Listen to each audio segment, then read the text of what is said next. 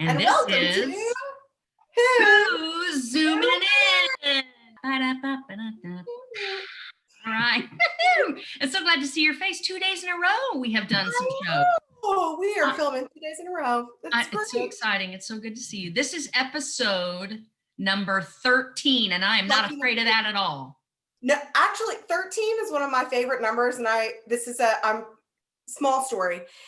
I was when I was eliminated from MasterChef, I was number 13, and instead of making that my unlucky number, I have now made it my lucky number, that it's always lucky number 13. So I love that we are in episode 13 with an awesome guest today. Another pandemic friend. So tell everybody why we do this before we bring her into the Zoom room. Yes.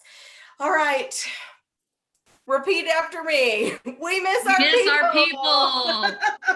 We miss our people. I mean, one of the things I love the most about going to the theater is catching up with people that I just run into in the lobby, happen to sit next to them at the show, hear about what they're doing, what they're up to. And so Who's Zooming In is our chance to catch up with our most favorite people. That is right. That is right. Now, Elise always lays down the ground rules. She tells me there are 3 things we are not allowed to talk about. So today, what are those 3 things? Yeah, just spitballing here because I have literally not thought about them. Today we are not going to talk about blueberry muffins. Okay. But I like them. We are not going to talk about we're not going to enter into the debate about whether or not marshmallows belong on sweet potatoes, because I know people have strong feelings about this. Yeah, depends on where you live or where you're from. Okay. And then 3. Lastly, I don't think that we should talk about wearing socks with sandals. Oh, now, okay. I am guilty. I'm not even from Sweden. So, I mean, do it all the time. All right. Do it all the time. I do it all the time. All right. So today's guest, I'm so excited. Today's guest is another example of how we have been able to meet great people during this horrible pandemic. Yes. So I asked her to send me some stuff about herself. And I tell you what, I could have spent hours just Googling. I Googled her. IMDb. I mean, come on now. I'm watching her, looking at the headshots. And so she says her first thing is, I am a mother of 2, 18 and 21, and they're both badasses. No surprise. So, I know. She is also a badass. So, of course, her daughters are amazing because she is. Of course. She's a total badass. All right. So I pulled out some things that piqued my interest. She has an MFA in acting from the University of Washington. She's been performing, producing, directing theater for decades. She said that her passion is storytelling, which I love because I'm going to have to pull on that creative thread soon. She writes plays, screenplays, TV pilots. She lived in Los Angeles, New York City, and now she is here in Birmingham. Thank goodness. She has taught, and since being here, she's taught at the University of Montevallo. She's taught acting there, taught film production at Samford. So everybody, come on now. Melanie Jeffcoat, please join us in the Zoom. La, la, la, la. There she is. Here she is. Look at you. So I'm so glad that you squeezed us in. This lady is bezois, as we say at my house. Busy. I want to hear first how did you meet Melanie? Because we both know her. Yeah, so Melanie and I met, I think maybe a year ago. I'm fuzzy on the timing because what is time anymore? Right. We met after an improv show. We were working with 2 separate troupes, and we met backstage and got to talking because another woman in improv, there's an automatic connection there because you're like, oh my God, this is my room. So we got to talking and both realized that we had, acted in different cities and that we had some other things in common. And so from there, we've just kind of, been working on our friendship. So that's how we. Melanie, did you do improv everywhere? Did you do it in LA, also New York? And no, I did. I did some improv in LA. We had a theater company, and we were nonprofit, and we used to donate 10% of our proceeds to the LA Youth Network, which was a homeless shelter for teens. And then we would also go every Monday night to teach improv. to whoever happened to be in the shelter that night. And it became one of our favorite nights of the week. And the people who ran the shelter said that every Monday night, people were fighting over getting a spot that night so that they could be part of this. And it made me realize the power of improv and just the power of saying yes. Yeah. The freedom of saying yes. But in terms of comedy, most of my energy was spent. I did stand up in LA and New York, which is a whole other. Oh, that's a whole different animal. Yeah. I thought if I do this much longer, I'm going to be a chain smoking, hard drinking, like, talk about a boys club. That was. Yeah. Oh man. Well, and then you mentioned the homeless. So that's how Melanie and I met. She was brought into, this arts initiative team that I'm on. Clarify that. Speaking of homeless, that's how Melanie and I met. What a segue. I'm such a pro. Speaking of theater actors. Right. Homeless. So the executive director at the Firehouse Shelter knows Melanie because she was taught, I guess maybe you taught a class that Hunter was in or something. So she invited Melanie to be part of the creative team on the arts initiative group. So that's how I met Melanie. Isn't that great? That's amazing. So again, this is another person that you guys have not actually met in person yet, because this whole initiative happened like during the pandemic. So technically you guys have only met like over Zoom. I know what she looks like.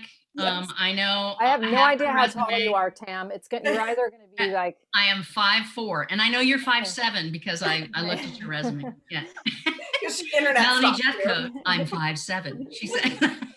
Yeah, I have to say that a lot. We have another connection. You co-founded a theater in Los Angeles, Circle X Theater Company. Tell us a little about that. I know we could talk about that all day. Yeah, it's been what, 20 years? Brief as possible. Yeah, we actually probably more than 20 years at this point. But we there were several of us that had moved to Los Angeles, and we had our master's degrees, and we were theater people, classically trained theater people, and LA is a film TV town, and a lot of the theater was showcase theater, people just trying to get an agent, and thought we want to produce real stuff. And so we collaborated and created this company. And the name, and I'll tell this as quickly as possible, but my best friend, Jim Anzide, is my just brother from another mother. I was living in New York, and he came to visit. We're both Italian. We went to Ellis Island to just sort of like relive our journeys. And we learned about how they used to mark the clothing when immigrants came through. Like if there's something wrong with their leg, they would get, tailor's chalk and put an L. I would be an E. X, if they were having trouble communicating, and X with a circle, they were sent back. But typically that's because they were asked to count backwards from 20 in English, and they didn't speak the language. They were misunderstood. So we immediately on that ferry ride back to the city, we're like, okay, we're going to have a theater company. We're going to have a band. We're going to have a film company. Like we were just, because the logo itself came from, we literally had a graphic artist create the chalk circle to X. And because we just felt like, as trained theater actors in Los Angeles, we were just sort of this group of misfits, and so we created a theater company, and the mission was really to give voice to new writers. So we workshopped mostly new plays for years, and still do, and finally have a space in Pasadena.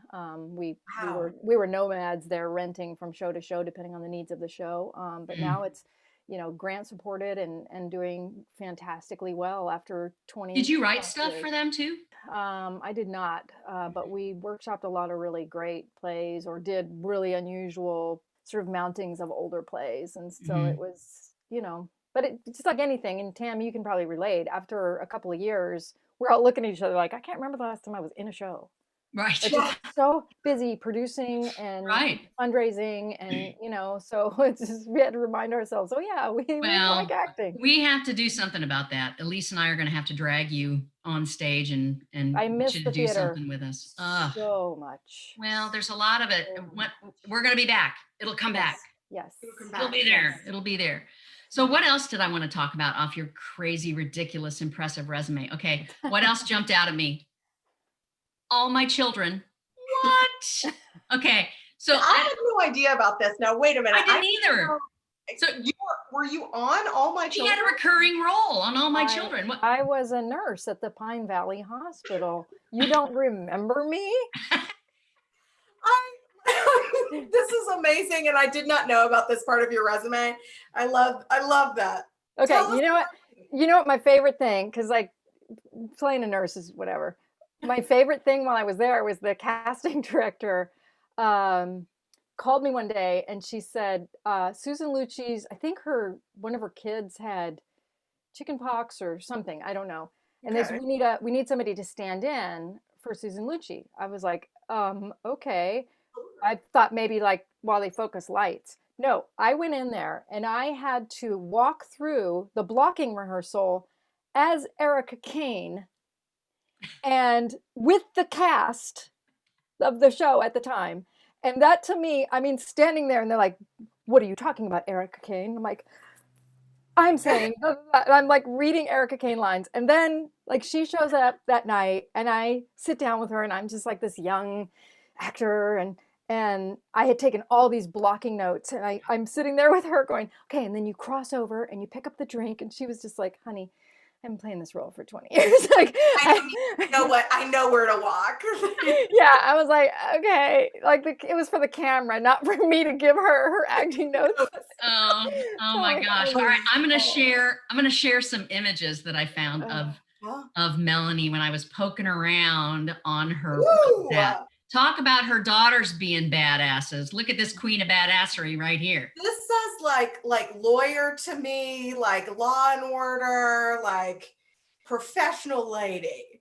You played some CEO of a company, something. I watched a video clip from your website where you were dressed very much like this. You said this is an old picture, but you look exactly like this still. And look at this badassery here. Yeah. Come on now.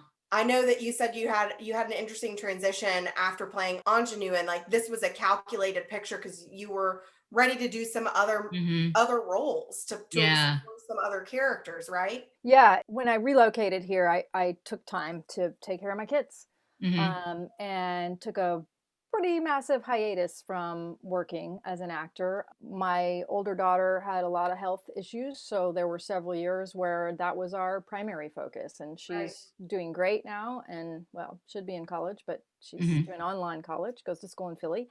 So that changes you and changes your life and changes your priorities. So when I reemerge, you know, like Rip Van Winkle as an actor, I'm like, oh wait, I can't play that part anymore, can I? So but then what I realized after I got over the initial damn I got old is that it's so freeing to finally you know just not care what you look like, because it doesn't really matter when you get past 40 plus. It's like, who gives a crap, you know? Exactly. It's about, can we say crap in our show, Elise?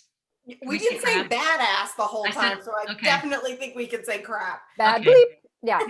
So so it's been fun because like it's funny that those two pictures you picked, because the last two things I did were Dynasty, where she was just this sort of elegant businesswoman with a lot of money, and then this other show called The Passage, which didn't get picked up unfortunately, where I was just trucker. You know, and they're just like, let's give her a little rosacea, and it's like, yeah, rosacea, yeah. I watched the clip of that where you picked somebody up and she got in the cab, and I watched a little of that. Oh God. So I'm going to talk a little bit about other parts of your life, not performing. Tell us this is your life. Why did I pick this picture? Tell us a little bit about this before we go to the whole what I've been doing during the pandemic section of our interview. So that is Henry Gipp Gibson, and I adored that man. We did a film called Gipp. Patrick Sheehan directed and I produced, and we spent probably close to 4 years drinking Gatorade and eating granola bars and hanging out in a juke joint with Gipp and juke joints in Mississippi, and putting together the film, which I believe is on Amazon. I think so, yeah.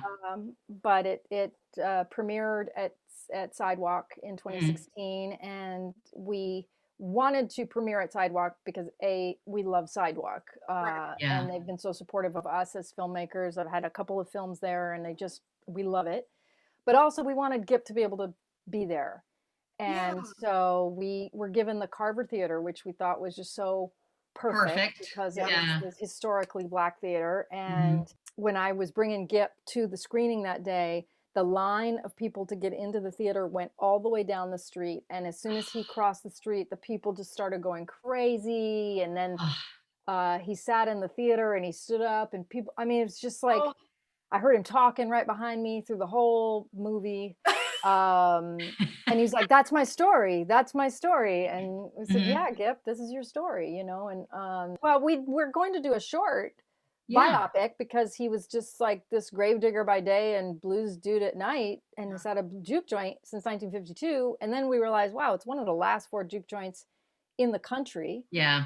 The only one run by the original proprietor who's actually a bluesman. And then they shut it down while we were shooting it. So we thought, well, now we got a feature because we got to follow the city council meeting and follow like what his civil Right. disobedience. And so it just became a much more, a larger scale story because we knew every day, we're like, the guy was probably pickled from, he passed away last year at almost 100. Mhm. Yeah. Yep. But every day we thought this might be it. And so we thought, we knew that once he was gone, that juke joint would go away.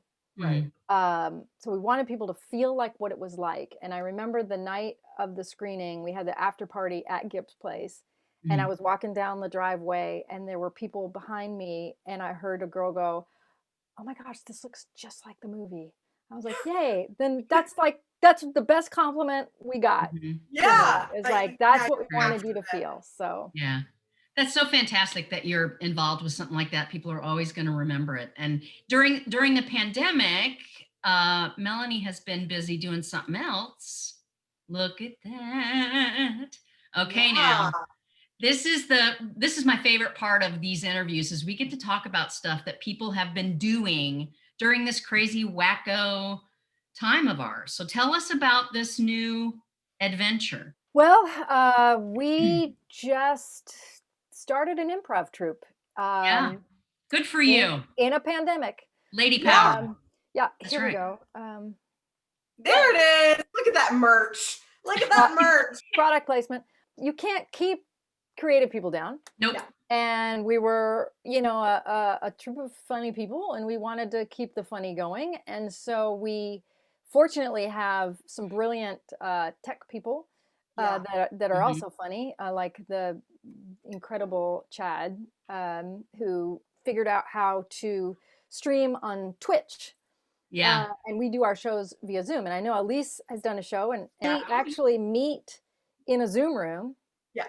and play our games kind of like we're having a conversation here, but it Mhm. streams live on Twitch. So Chad can say, hey, can we get a suggestion for something in your junk drawer? And people are in the chat and they give their suggestions, and then it comes into the Zoom and we use that suggestion for the scene. And so we have been doing 3 shows a week for several months now, and it's been a fantastic experience. I don't know what I would do without it. If I didn't have those shows So each week, exciting. Tell I would people be how to so depressed. find you online, how to Yeah. find the group. Well, it's Chaotic Good Improv is the website. Mhm. We're on And- Facebook, and then on the website there's all the links to the Twitch. It's super easy to sign up for Twitch. Mhm. You can just create an account that's free. Oh, wow. And what's Okay. really cool is if you can go to our Chaotic Good Improv Twitch channel by searching on Twitch, and there's apps, I think. Mhm. I should know a lot more than I'm obviously not the tech person. I'm just the talent, but you can subscribe for $5 a month to follow a channel. But if you're an Amazon Prime member, you can subscribe for free. So Wow. Jeff Bezos has given us $5 a month, which is fantastic. Nice. So Thank we you, have a lot of Bezos. people, yes. So we get subscribers, and that gives us just enough income to cover things like Zoom costs, and then we have That's merch, great. and people can, Yeah. if they enjoy the show, they can make tip. I think there's a Venmo They can or buy a t-shirt if they yeah, enjoy, they can just support yeah. the arts so that when this is all said and done, we can, Mhm. it helps that one of our founding members, Chris Genschmer, who's a freaking brilliant talent, is also a PhD in microbiology who studies pulmonary disease. So he's our go-to, like when it's going to be safe to ever do this Right. again in Right. person. And but for now, I mean, we all just go into our little basements or our rooms and we connect 2-3 nights a week. It makes me wonder, some of these things are so good online right now. Like even when we get to do things live and in front of an audience, I think we might hang on to some of this stuff and do things when we're not doing shows on stage and just throw stuff out for fun, for consumption by people, no matter where they live, right? Yeah. Well, we have So, tonight, we have an improviser joining us as well from Alaska Oh, that you'll meet tonight during the show. So, I'm and gonna we have have to watch. we have a wonderful actor from San Diego that joins us occasionally. So we'd never be able to improvise with our No, friends from around the country Yeah. like that. So no. yeah, we'll definitely continue to do virtual shows Mhm. after we have a space. But it's going to be really weird the day we come out and say something and hear a laugh. It's A live laugh, yeah. Yeah. we just laugh for each other. We leave our mics on and just laugh at each other's scenes. So I mean, my goal is to make my team laugh, and then I feel like I'm good. Well, thank you so much for joining us today. Yeah. Gosh, like I Yay! said earlier, we could have talked for hours and just Yes. about all the stuff you've accomplished Thank you so much. in your short life. So we are going to hit you with 10 questions, quick It's our dang answers, Lipton right? interview. Same 10 questions we give everybody. Okay. So question number 1, what is your favorite dessert? Ooh, my favorite dessert is ever since I was a little girl. It's devil's food cake with like the devil's food chocolate frosting Yum. and pudding in the mix and some chocolate chips thrown in for good Yum. measure. Anything chocolate, yay. Anything, right. yes. Woo. Question number 2, dogs or cats? Oh, dogs. Yep. And my dog in particular. And you That's the dog. Now, do you still make a wish? Question number 3. Do you still make a wish when you blow out your birthday candles? Yep. Yep. You have to, right? Mm-hmm. Gotta. And And I I think don't the older share I it. get, the more important I think it is. Absolutely. Sometimes So- it's just like, let me live another day. Yes. Thank you. Question number 4, if you didn't live in Alabama, where would you live? Oh, New York. New York. No Yes, question. ma'am. Yes, No ma'am. Question number 5. If you could wear only one color for the rest of your life, what color would that be? Blue. Good answer. Question number 6, what did you collect as a child? She's thinking. Huh. She's thinking. Wow, I have not been asked that in so long. Yeah, this is always a good one. People are like, good one. oh, you're right. I did collect something. Wow, my parents would probably have 100 answers for this because they probably threw crap out all the time that I collected. I know that I collected a lot of. I used to have a collection of all of Shakespeare's plays. They were tiny, old, thin, and I ended up. I think I still have them somewhere. I ended up getting the entire canon eventually. So they're all yellowed now, but that's the one thing I do remember having on my shelf. It's good. That's Oh, very heady and smart. I love it. Yeah. Oh, right, I used to number do Juliet's death scene in my bedroom, like Of weekly. course. Of Weekly. course. Of course. That's amazing. Question number 7. Are you related to anyone famous? And if so, who? I wish. My dad came over from Holland and my mom's family's from Italy, so maybe they're over there somewhere. So I don't know, but I've never done my genealogy, so Well, we'll have to. If we find out she's related to someone famous, we'll let me add know. it to the description. of the- Please. Please. Question number 8, sweet or salty? Combined, because salted caramel's my favorite thing. Mhm. You can add that It to the is. cake that I mentioned earlier. Like, All right. Question number 9. We only have 2 left. What's your favorite? And I think we both know the answer to this, or I could be wrong. Maybe. I don't know. What do you prefer, musicals or straight plays? straight place. That's what I thought you would say. Yep. With all your I Shakespearean sing, experience. I do sing, and I've done many musicals. I did West Side File that Story away. back in the day. I know. I'm like, file it away in the little Yeah. file.